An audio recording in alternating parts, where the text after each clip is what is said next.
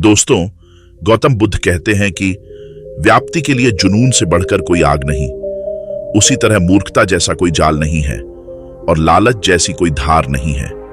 अगर आपके अंदर दया नहीं है तो आपका जीवन पूरी तरह नष्ट है।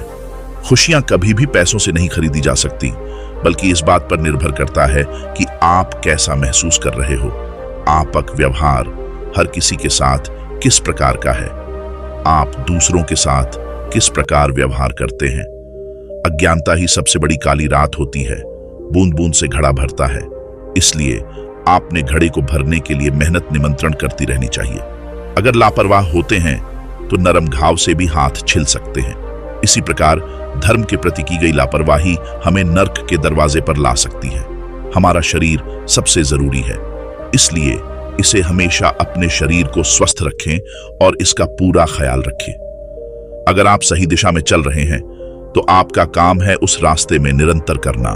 जो लोग ज्यादा बोलते हैं वह सीखने की कोशिश नहीं करते, जबकि समझदार इंसान हमेशा निडर और साहसी होता है, जो समय आने पर ही बोलते हैं। दर्द मिलना तो अनिवार्य है, फिर आपके हाथ में है दुखी होना न होना।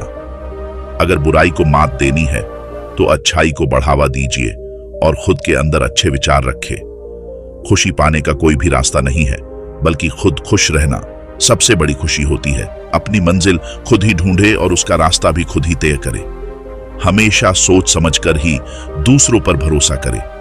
ज्ञानी व्यक्ति की कभी भी मृत्यु नहीं होती, उनका ज्ञान का प्रकाश हर जगह मौजूद होता है, जबकि मूर्ख और अज्ञानी व्यक्ति अपने विचारों से पहले ही मर चुका होता है।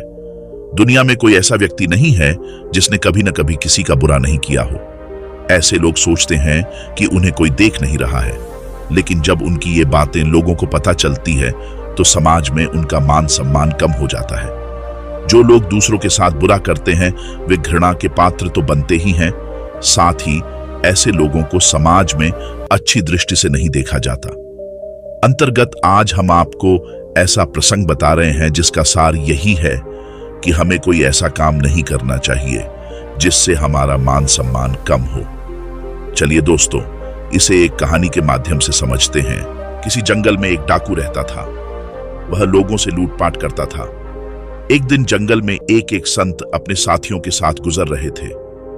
डाकू ने जब उन्हें देखा तो उनके पास गया और बोला कि महाराज, मैं अपने जीवन से परेशान हो गया हूं। जाने कितनों को मैंने लूट कर दुखी किया है, उनके घरों को तबाह किया है।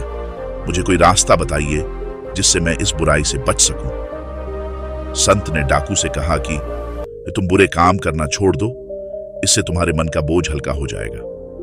डाकू ने संत से कहा, ठीक है महाराज, मैं कोशिश करूंगा कि अब कोई गलत काम न करूं। कुछ दिनों बाद डाकू फिर संत से मिला और बोला कि मैंने बुराई को छोड़ने की बहुत कोशिश की, लेकिन छोड़ नहीं पाया। अपनी आदत से मैं लाचार हूं, मुझे कोई दूसरा उपाय बताइए। संत ने थोड़ी देर सोचा और फिर बोले कि अच्छा, ऐसा करो कि तुम्हारा जो भी करने का मन हो वो करो और बाद में उसे लोगों को बता दो। डाकू को संत की बात अच्छी लगी। उसने सोचा कि ये तो बहुत ही आसान काम है। जो भी बुरे काम करो उसे दूसरों के सामने जाकर कहना ही तो है। कुछ दिनों के बाद डाकू फिर से संत के पास आया और बोला, हे महात्मा, आपने मुझे जो काम बताया था वो सुनने में बहुत आसान लग रहा था, लेकिन करने में बड़ा कठिन निकला। संत ने पूछा, वो कैसे?